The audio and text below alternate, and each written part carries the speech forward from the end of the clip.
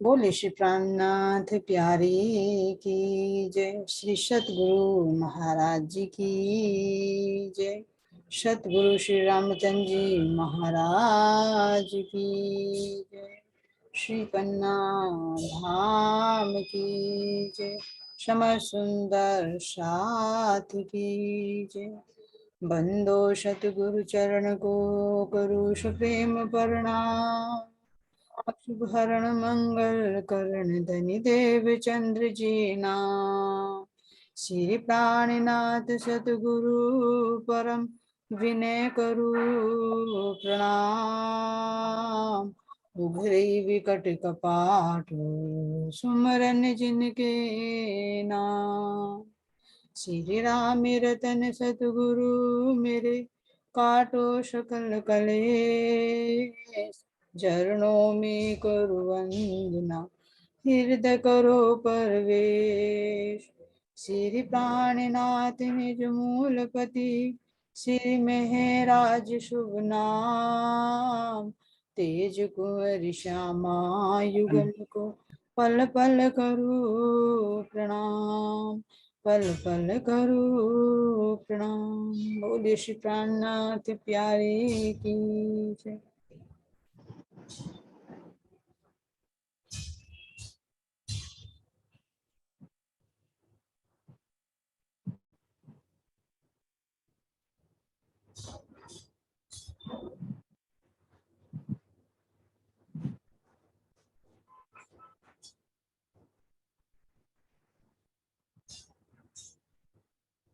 बोले श्री सतगुरु महाराज जी की जय। सतगुरु श्री जुगलदास जी महाराज की जय।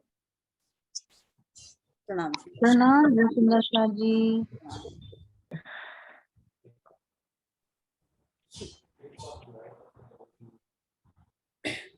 शुरू करिए सुंदर जी।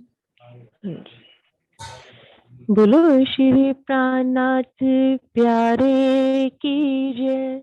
बोलो श्री सतगुरु महाराज की जय। कोई आ सको तो आइयो, कोई आ सको तो आइयो। समय है आखिरी,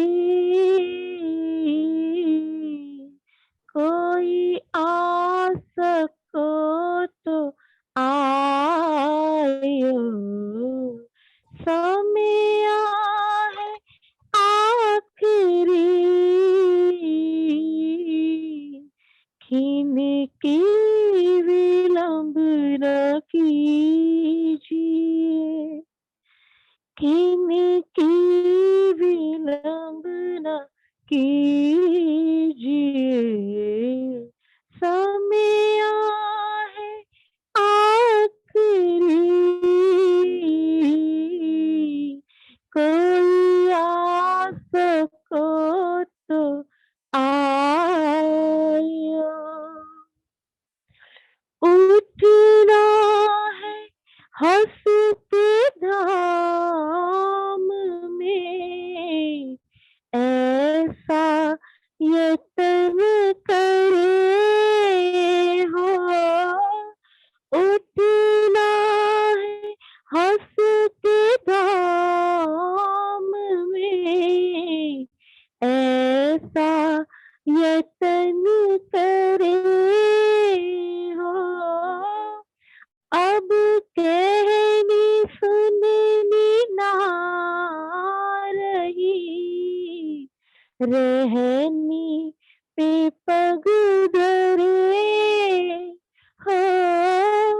अब कहनी सुननी ना रही, रहनी पे पग धरे हो। झूठी उम्मीद छोड़ियो, झूठी उम्मीद छोड़ियो, समय है आखिरी, कोई आ सको तो आयो, समय है आखिरी, कोई आ सको तो आयो। हम तन है प्राणधार के, उनसे जुदा नहीं हो। हम तन है प्राणधार के, उनसे जुदा नहीं, इस वास्ते यूं भूलना वाजिब तो है नहीं हो। इस वास्ते यूं भूलना वाजिब तो है नहीं, चरणों से बंद बांधियो, चरणों से बंद बांधियो, समय है आखिरी, चरणों से बंद बांधियो, समय है आखिरी, कोई आ सको तो आयो। वीरहा जगे जो धाम का, तो बात कुछ बने हो। वीरहा जगे जो धाम का, तो बात कुछ बने हो। हम इश्क और ईमान से कुर्बानियाँ करें हो। हम इश्क और ईमान से कुर्बानियाँ करें, सिनगार इश्क साजियो, सिनगार इश्क साजियो, समय है आखिरी, कोई आ सको तो आयो, समय है आखिरी, किनके विलंब न कीजियो, किनकी विलंब न कीजियो, समय है आखिरी, कोई आ सको तो आयो, समय है आखिरी।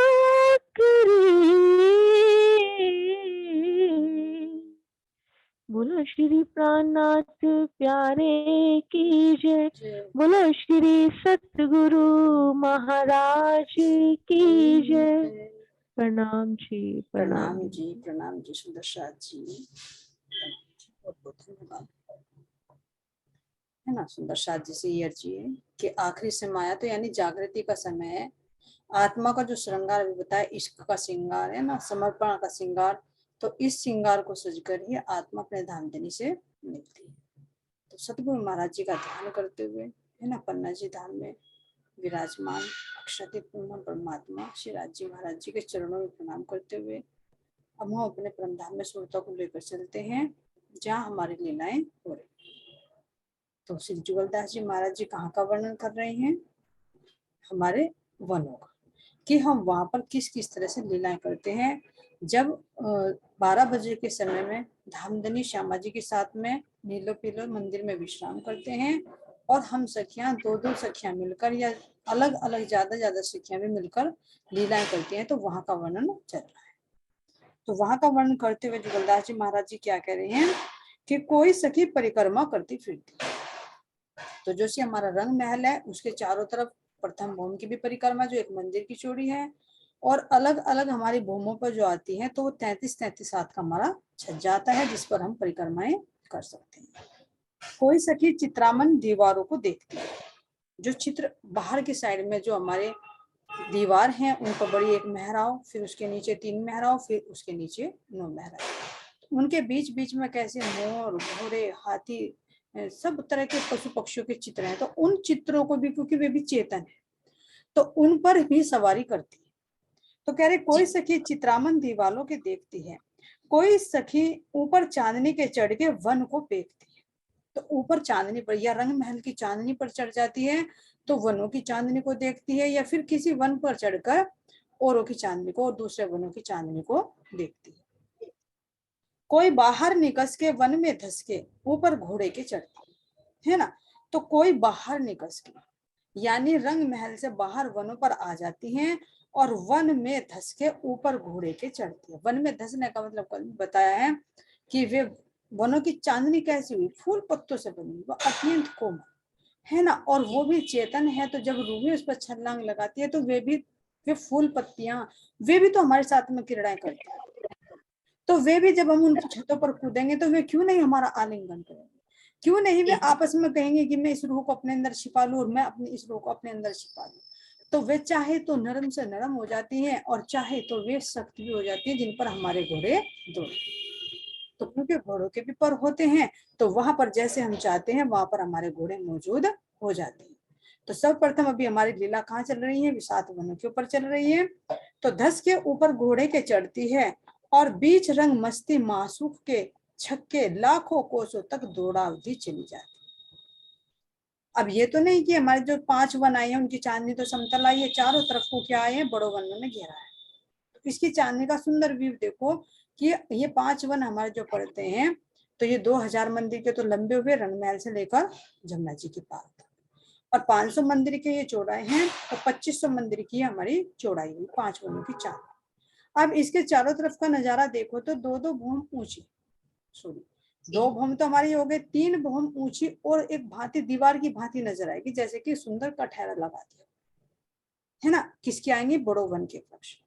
तो इन बड़े वन के वृक्षों में क्या आएंगे? सुंदर झूले आएंगे, जिनमें कह रहे हैं कि कभी बैठने के भी झूले हैं, खड़े होकर झूल सकते हैं वे भी झूले हैं, लेट कर भी झूल सकते हैं, झूलते समय सो भी सकते हैं, और फिर उनके सुंदर कटहरे है ना, और उनके फिर ऊपर चांद, तो उस पर भी हम दौड़ लगा सकते हैं है ना। जैसे हम जमुना जी के चारों तरफ परिक्रमा कर सकते हैं। कैसे? अक्षरधाम की तरफ जो बड़ों वन की कतार है, उनकी चांदनी पर चढ़ जाइए, फिर 5 भौम की हमारा केलपुल आता है, उसकी चांदनी से हो जाइए, फिर हमारे रंगमहल की तरफ 5 भौम के पाल पर आए, और फिर इधर हमारा बटपुल भी कितने का आ गया? हमारा 5 भौम। तो सीधे ऊपर ऊपर परिक्रमा हम कर सकते हैं। तो इसी तरह से अब हमें परिक्रमा किसकी करनी है? ये जो हमारी चांदनी है, ये 5 वनों की चांदनी। तो इसके अंदर भी सुंदर देखते हैं कि जो हमारा केल वन है, उसके अंदर जो है हमारे केले के वन है, जो वे तो हैं 2-2, लेकिन इन्हीं के अंदर जो हमारे बड़ों वन के वृक्ष में चले गए 5 भूमि, तो 3 भूमि और सुंदर दिखाई दे रही वहां हम जब खड़े होकर देख रहे है ना। फिर हम इधर देखते हैं जमुना जी के पाल की तरफ, इधर भी 3 भूमि ऊपर निकलती हुई दिखाई दे रही है। अब आते हैं बटपुल की तरफ, तो इधर भी 3 भूमि ऊपर निकली हुई दिखाई दे रही है। और अगर हम इधर देखते हैं तो हमारा श्री रंग महल नजर आता है ना। क्योंकि इनकी पहली भूमि तो चबूतरे तक हो गई, फिर दूसरी भूमि पहली भूमि तक हो गई, और फिर अब जी। तीसरी हम इसी चांदनी पर आते हैं तो ऊपर की भूमि हमें बिल्कुल क्लियर दिखाई देती है ना। तो यहाँ पर हम सखियां, ये नहीं है कि वे इसी चांदनी पर, वे जो हमारे घोड़े हैं वे बड़ों वन की चांदनी पर भी चढ़ सकते हैं। उनके बीच में भी हम कोई पांचवी भूमि पर, कोई चौथी भूमि पर, कोई तीसरी भूमि पर, और कोई सखी उन धड़ों की जो पेड़ हैं, पेड़ों की जो तने, उनसे जो सीढ़ियां हैं उनके नीचे से जाकर वो प्रथम भूमि पर भी जा सकते हैं। तो यहाँ अनंत तरह की हमारी क्रीड़ाएं होती है। तो क्या कह रही हैं, धस के ऊपर घोड़े के चढ़ती है और बीच रंग मस्ती मासूक के छक्के लाखों कोसों तक दौड़ाती चली जाती है। कोई पवन से तेज अति महासुंदर जो हस्ती है, किनको दौड़ाती है, हस्ती का मतलब हाथी, कितने हाथी भी इतने तेज दौड़ते हैं कि कह रहे हैं कि पवन की वेग से। क्यों? क्योंकि मन की गति, अब ये मन की गति को देखें, मन कितनी तीव्र गति से चलता है।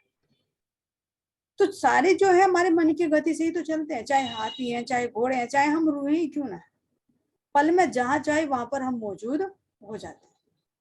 तो कोई पवन तेज अति महासुंदर जो हस्ती है, तिनको दौड़ाती है, और कोई घोड़े से घोड़े लड़ाती है ना। कि किसी का सफेद घोड़ा है तो किसी का लाल घोड़ा है, देखते हैं तुम्हारा भाई घोड़ा क्या खाता है, उसमें कितनी पावर है, चने खिलाते हो है ना, और मक्का खिलाते हो कहाँ से, अनवन से लाते है ना, और किसका घोड़ा कमजोर है। तो कौन से घोड़े हैं, ये हमारी बुद्धि रूपी घोड़े है ना। तो अभी जो एक सखी हमारी कल की छिपी हुई बैठी है, माणिक सखी जी, वो वहीं छिपी, तभी मीटिंग एंड हो गई, तो अभी वो निकल कर आएगी कि कहाँ पर वो छुपी हुई है।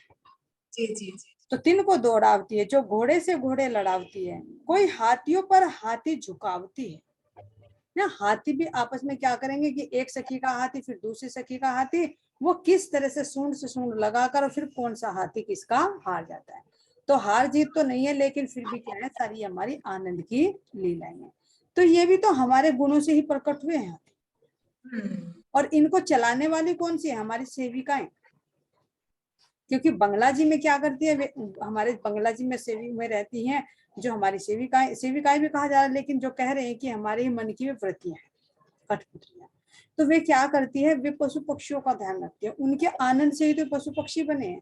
तो वे हमारी इच्छा से चलते हैं कि हम तो बैठे हैं कि दौड़ाओ हमारे, है ना। अगर अपने आप दौड़ाएंगे तो ध्यान बटेगा, लेकिन चलाने वाले अपनी सखियों को बैठा रखा है कि वो सखी उधर को जा रही, कि इधर को नहीं, इधर को छलांग लगा, है ना। कोई सखी अगर वहां पर पहुंच गई, कुंज निकुंज में पहुंच गई, तो कितनी तीव्र गति से दौड़ना। तो अगर कोई सखी दौड़ा रही है कि पांचवी भूमि पर चढ़, और जब उतर वहां से, लेकिन दूसरी सखी कह रही सीधी निकलना इनके बीच में, वो तो जगह है, क्योंकि चांदनी के बीच में तो जगह, तो जगह जाकर तुरंत छलांग लगाओ तुम कुंज निकुंज के उसमें। तो ऐसे वहां पर हमारी अनंत लीलाएं होती रहती। झुकावती है, कोई घोड़ों और हाथियों को बराबर दौड़ाती। अब जितनी तेज घोड़ा दौड़ता है, इतनी तेज हाथी तो नहीं दौड़ता। भाई दौड़ने की जो कला है तो वो तो हाथी के, घोड़े के अंदर है। हाथी तो धीरे धीरे झूमता, मस्ती की चाल चलता है। लेकिन क्या कह रही है कि तुम्हारा घोड़ा और मेरा हाथी, तो दोनों की बराबर की दौड़ थी। तो जैसे महाराज जी कह रहे कि खरगोश एक जवेर का चले रूखे मन से, कि हाथी और खरगोश की जो लड़ाई हो रही है, तो उसमें कौन जीतेगा, खरगोश, भले ही छोटा है। लेकिन अब यहाँ कह रहे कि घोड़े और हाथी की जो दौड़ हो रही है, तो कह रहे कि हाथी तो मस्त चाल चल रही है, लेकिन हाथी जीतेगा, जीत सकता है। क्यों? क्योंकि वो धामधनी जिस पर भी संकेत डालेंगे, जिस पर भी रूप आएगी, ये जीतना है तो वो जीतेगा। और जो हारने वाला है, उस घोड़े को सोचेगा कि मैं तो बहुत तेज दौड़ता हूँ, है ना, लेकिन क्या करेगा वो, हो सकता है रूह उसको चाय के नीचे रख। तो ये लीलाएं होती है। जैसे अब यहाँ पर भी कहे कि भाई एक हाथी है, वो तो मस्ती की चाल से चलता है, घोड़ा तेज दौड़ता है, तो कोई रूह तो बहुत तेजी गति से चल रही है ना, तुरंत तो चली, तुरंत माया में सो गई, तो उसने तो अपने घोड़े दौड़ाए। लेकिन एक झूमती धीरे धीरे लगातार अपना हाथी की मस्ती की चाल से चल रही है, तो जो लगातार चलता रहता है, वही क्या ना, खरगोश और उसकी कछुए की दौड़। तो जो धीरे धीरे लगातार चलेगा तो जीत तो उसकी निश्चित है। और जब कभी चल गया, कभी माया में चल गया, कभी फिर परमात्मा की तरफ चल गया, तो उसकी स्पीड भले ही तेजी से चलता है, लेकिन स्लो हो जाती है। तो इसी तरह से हमारे जो है परम धाम के जो हाथी हैं, वे तो सम रूप से एक रूपता से हैं, लेकिन फिर भी आनंद के लिए कौन सी सखी किसको जिताना चाहती, और फिर आखिर में आनंद सबको मिलता है। ये नहीं कि हारने वाले को दुख, क्योंकि दुख तो है ही नहीं। जो जीतने वाले हाथी को सुख मिला है वो घोड़े को भी सुख मिला है, बस क्या है ये आनंद की क्रीड़ा है। तो घोड़ों पर चढ़ावती है, कोई घोड़ों के पीछे हाथियों को लड़ावती है, कोई घोड़ों के ऊपर मस्तक हाथी के चढ़ावती है, कोई घोड़े के ऊपर हाथियों को चढ़ाती है। देखिए अब यहाँ के हिसाब से देखेंगे तो भाई घोड़े के ऊपर हाथी चढ़ेगा तो हाथी तो बहुत भारी होता है, घोड़े को दाब लेगा। लेकिन वहां पर क्या है, सारे नूरी तन है, कोई वजन बोझ नहीं है, ना हमारे अंगों में वजन है, ना हमारे वस्त्र आभूषणों में वजन है। तो इन हाथियों में भी क्या वजन है, ये सब नूरी वजन है। तो इनके सार में है जो इनकी वास्तविकता। यहाँ के खोखले, यहाँ के पशु पक्षी खोखले हैं, लेकिन परम धाम के वे अंदर से गुण उस रस से भरपूर हैं, तो वे वास्तव में बातूनी रूप से बहुत भारी है ना। यहाँ का जीव तो उनको सहन भी नहीं करता। तो चढ़ावती है, कोई झुंडो झुंड मिलके ऊपर रथ हाथियों के हस्तियों के बैठती है। अब कोई झुंड की झुंड मिलकर रथ हस्तियों के बैठती है।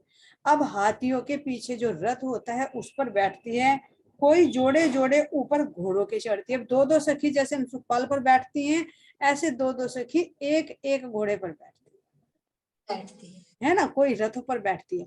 अब हाथी के ऊपर देखा ना, जैसे राजी श्यामा जी की सवारी चलती है, उस पर हाथी के ऊपर वो होते हैं, उस पर कई जने बैठ जाते हैं, जी तो वो रथ की भांति हो जाता है।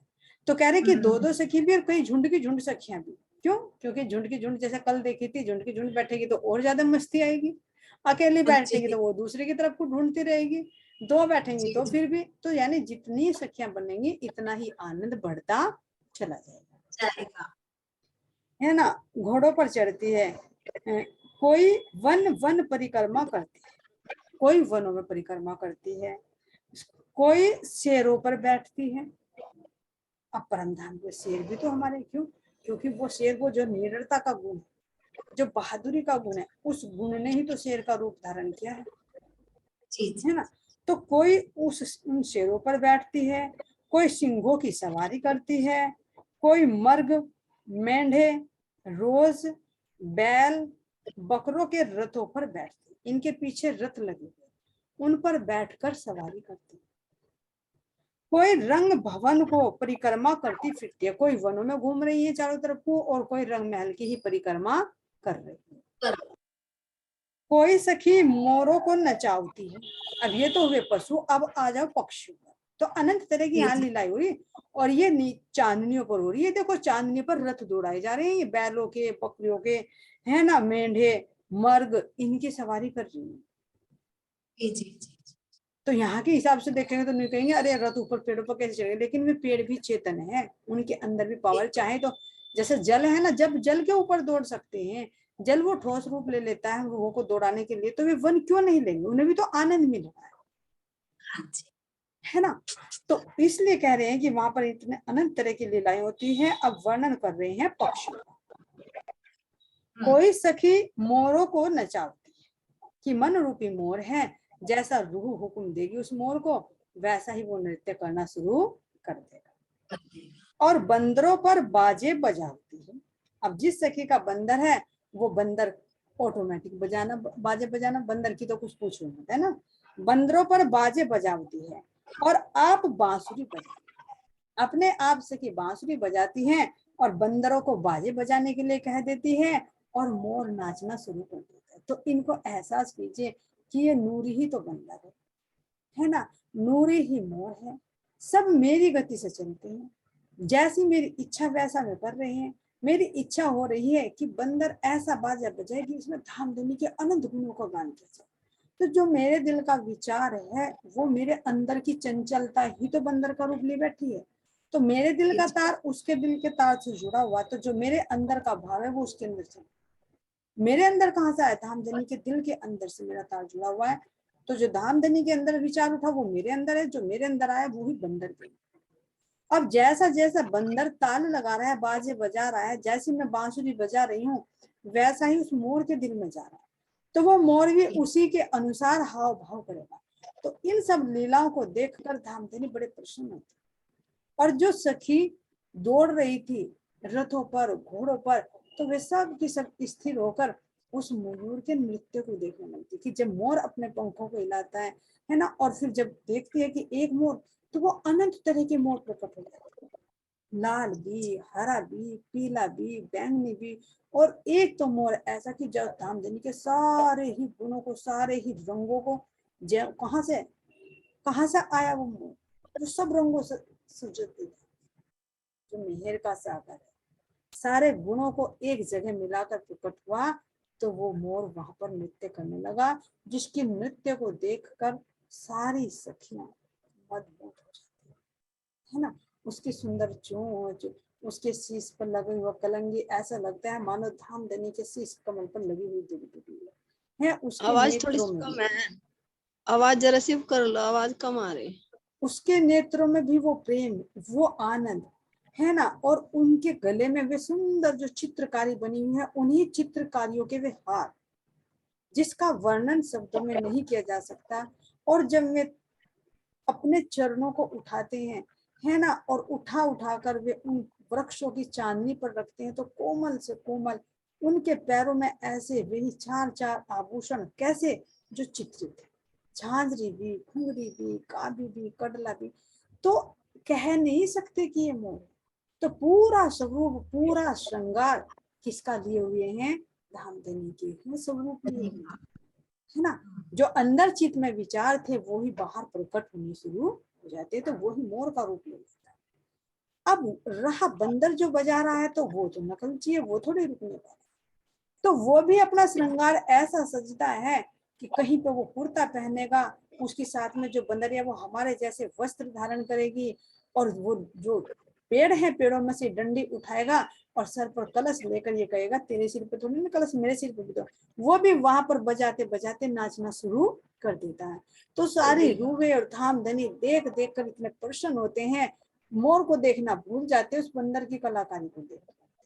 और जो और बंदर है वे कैसे खुशी से कैसे छलांग लगाते हैं, कैसे उछलते हैं, कूदते हैं। तो भला ऐसे सुंदर दृश्य से हम लोगों की दृष्टि कैसे हटे? समय का पता ही नहीं चलता कि कैसे बीत जाता है। हम रूहे तो यही चाहती है कि हम इस आनंद में ही डूबे रहें। क्यों? क्योंकि बातुनी रूप में धामधनी ही तो साथ में है, अलग नहीं है, जी जी है ना। तो यहाँ पर वनों की चांदनी पर कह रही है कि कोई सखी क्या करती है, मोरों को नचावती है, और कोई कोई बंदरों पर बाजे बजावती है, और अपने आप को बांसुरी बजाती, यानी जैसा जैसा भाव प्रकट करेगी वैसा वैसा उन सुंदर सबके अंदर प्रवेश कर जाता है। तो अब आगे क्या कह रही है कि कोई सखी राग गावती। अब मंडली बननी है ना। अब ये देखो कहाँ पर, ये साथ होना पर भी हो सकता है, लेकिन ये विशेष कहाँ पर हो रहा है? हमारी बट पीपल की चांदनी पर, जी जी जी जी है ना। वहां पर बैठते, उसकी भी ऐसी चारों तरफ से बाउंड्री की भांति बड़ो बन की आती है। चारों कोनों पर चार चहबच्चे हैं जिनमें से फव्वारे निकलते हैं, है ना। तो यहाँ पर बैठकर हम ऐसे नृत्य का आनंद लेते हैं। तो कोई सखी गायन करती, मोर नाच रहा है ना। बंदर क्या कहा, बाजे बजा रहा है। और सब सखियां अपने अपने, कोई अपने हंसों को लेकर, कोई अपनी बत्तखों को लेकर, कोई कोई सखी तो उन जल कुंडों में से मछलियों को ही लिए बैठी है कि मैं अपनी मछली का खेल तुम्हें दिखाऊंगी।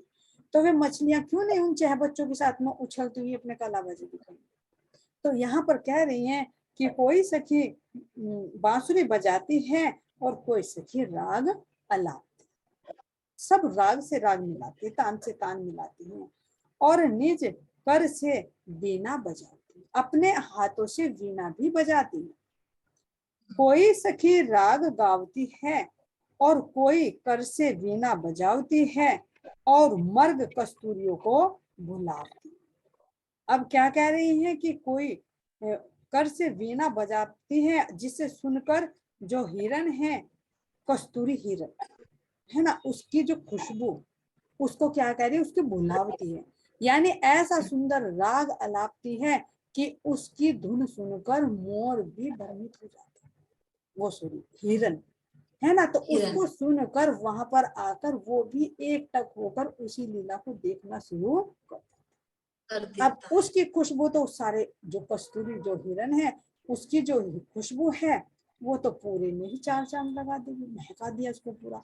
एक तो थी ही खुशबू, और ऊपर से जब वो हिरण आया और उसके अंदर जो कस्तूरी जो खुशबू है, तो वो तो सारे को ही महका रही है, तो हर चीज के अंदर, लेकिन इसने एक विशेष गुण को प्रकट किया, है ना। तो जो सुगंधी का गुण है ना, जो धामधनी के अंदर से निकलती है, वो विशेष गुण जो प्रकट हुआ वो हिरण के अंदर ही तो आया, कस्तूरी के।